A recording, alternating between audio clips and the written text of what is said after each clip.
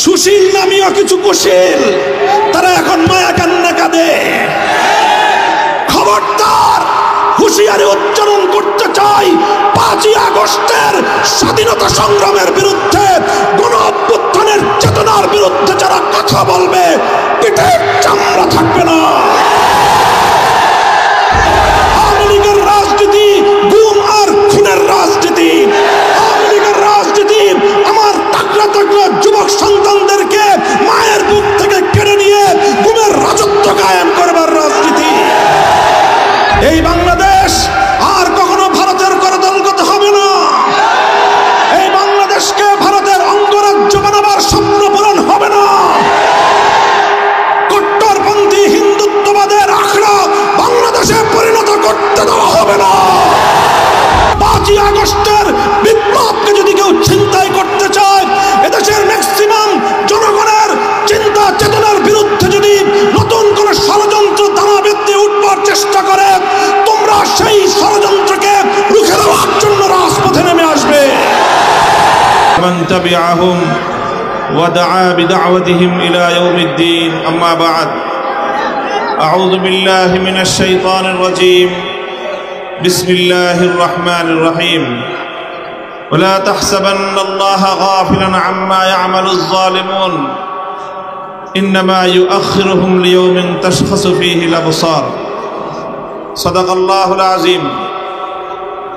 বাংলাদেশ খেলাফত মজলিস মাধবপুর উপজেলা শাখা কর্তৃক আয়োজিত আজকের এই সমাবেশে উপস্থিত সংগ্রামী সভাপতি, উপস্থিত বাংলাদেশ খেলাফত মজলিসের কেন্দ্রীয় জেলা ও উপজেলা পর্যায়ের দায়িত্বশীল নেতৃবৃন্দ, উপস্থিত ওলামা পরিষদ সহ স্থানীয় ওলামা নেতৃবৃন্দ, বিভিন্ন রাজনৈতিক দল ও গোষ্ঠীর সমবেত দায়িত্বশীল নেতৃবৃন্দ, মাধবপুরের সর্বস্তরের তৌহিদি জনতা, বাংলাদেশ খেলাফত মজলিস, খেলাফত যুব মজলিস ও ছাত্র মজলিসের বিভিন্ন ওয়ার্ড, ইউনিয়ন ও উপজেলা পর্যায় থেকে সমবেত আমার প্রিয় কর্মীবৃন্দ, আমরা আজকে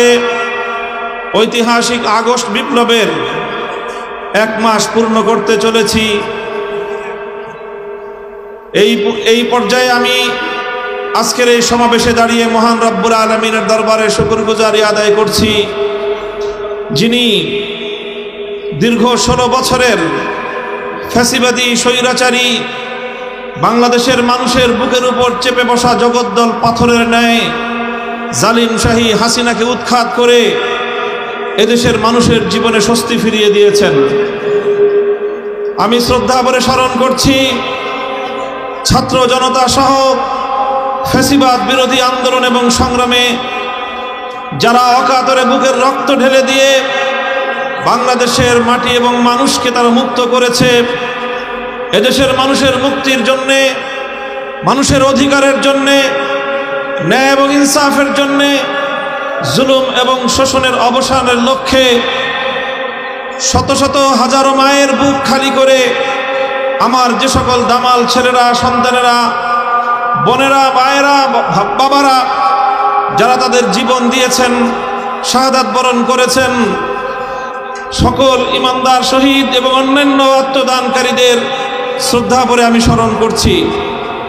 সেই সঙ্গে আমি আজকের এই মঞ্চে দাঁড়িয়ে স্মরণ করছি 2009 সালে পিলখানা ট্র্যাজেডিতে শাহাদাত বরণকারী দেশপ্রেমিক 57 জন সেনা কর্মকর্তাকে।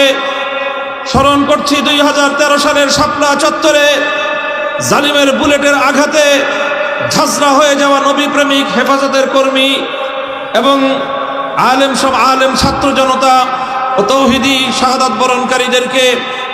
স্মরণ করছি 2014, 15, 16 সালে ফ্যাসিবাদের গুম, খুন, হত্যাকাণ্ডের শিকার বিরোধী নেতাকর্মীদেরকে। স্মরণ করছি 2021 সালে নরঘাতক গুজরাটের কসাই নরেন্দ্র মোদীর আগমনকে রুখে দেওয়ার প্রত্যয়ের দীপ্ত হেফাজতে ইসলামের শাহাদাত বরণকারী নেতাকর্মীদেরকে। এবং দীর্ঘ আন্দোলন এবং সংগ্রামে যত মানুষ হতাহতের শিকার হয়েছে, যাদের অশ্রুতে বুক ভেসেছে, আল্লাহ রাব্বুল আলামিনের দরবারে তাদের সকলের শাহাদাতকে কবুল করে শহীদি মর্যাদা দান করার প্রার্থনা এবং দোয়া করছি। সেই সঙ্গে যারা যেভাবে ক্ষতিগ্রস্ত হয়েছেন, আল্লাহ রাব্বুল আলামিন যেন তাদের সকলের সেই ক্ষতি কাটিয়ে উঠবার তৌফিক দান করেন, সেই দোয়া করছি। বাংলাদেশের বিস্তীর্ণ অঞ্চল প্রতিবেশী সুলভ, বন্ধু রাষ্ট্রের পরিচয় দানকারী, প্রভুত্ব ফলানো ভারতের একতরফাভাবে অন্যায়ভাবে ছেড়ে দেওয়া বানের পানিতে ভেসে যাওয়া বাংলার দক্ষিণ পূর্ব অঞ্চলের বিস্তীর্ণ বানভাসী মানুষের জন্য সমবেদনা প্রকাশ করছি এবং তাদের এই বিপর্যয় কাটিয়ে উঠবার জন্য আল্লাহ রাব্বুল আলামিনের কাছ থেকে তৌফিক কামনা করছি। দেশবাসীর প্রতি আহ্বান জানাচ্ছি, বন্যায় প্লাবিত মানুষের পুনর্বাসনে আপনারা যার যার সাধ্য এবং সামর্থ্য নিয়ে তাদের পাশে দাঁড়াবেন। প্রিয় সাথী ও বন্ধুগণ, বাংলাদেশে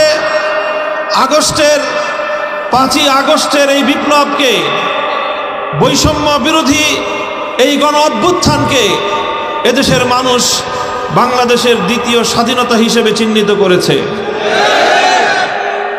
আমিও বলতে চাই, 2024 সালের 5ই আগস্ট অনাগত ভবিষ্যতে এদেশের মানুষের জন্য মুক্তির মাইল ফলক হিসেবে বিবেচিত হবে।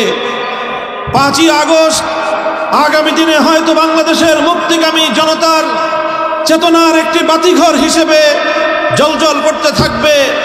হয়তো আগামী দিনের প্রজন্ম 5ই আগস্টের বিপ্লব থেকে তারা বিপ্লবের চেতনা শিখবে। নতুন এই স্বাধীনতা পরবর্তী সময়ে আমি বাংলাদেশের সকল রাজনৈতিক ঘরানার নেতাকর্মী, দেশের আপামর জনসাধারণকে একটি বিষয় আমি সতর্ক করতে চাই। 1971 সালের রক্তক্ষয়ী মুক্তিযুদ্ধের মধ্য দিয়ে যখন বাংলাদেশের মানুষ স্বাধীনতা অর্জন করেছিল, স্বাধীন বাংলাদেশের অভ্যুদয় ঘটেছিল, 71-এর পরবর্তী সময়ে কিছু দুঃখজনক বঞ্চনার ঘটনা সংঘটিত হয়েছিল। 1971-এর স্বাধীনতা অর্জিত হয়েছিল ইসলামের কথা বলে, 1971-এর স্বাধীনতা অর্জিত হয়েছিল জালিমের বিরুদ্ধে মুসলিমের অধিকার আদায়ের সংগ্রামের নামে। 1971-এর স্বাধীনতা অর্জিত হয়েছিল এদেশের স্বাধীন মাটিতে কোরআন সুন্নাহ বিরোধী কোনো আইন প্রণীত হবে না, এই অঙ্গীকারের মধ্য দিয়ে। এরপর অত্যন্ত দুঃখ এবং পরিতাপের সাথে দেশের মানুষ লক্ষ্য করল 1972 সালে একটি সংবিধান প্রণীত হলো, যে সংবিধান 1971-এর মুক্তিযুদ্ধের মুখপাত্র ছিল না, যে সংবিধানে 71-এর মুক্তিযুদ্ধের চেতনা বাস্তবায়িত হয়নি।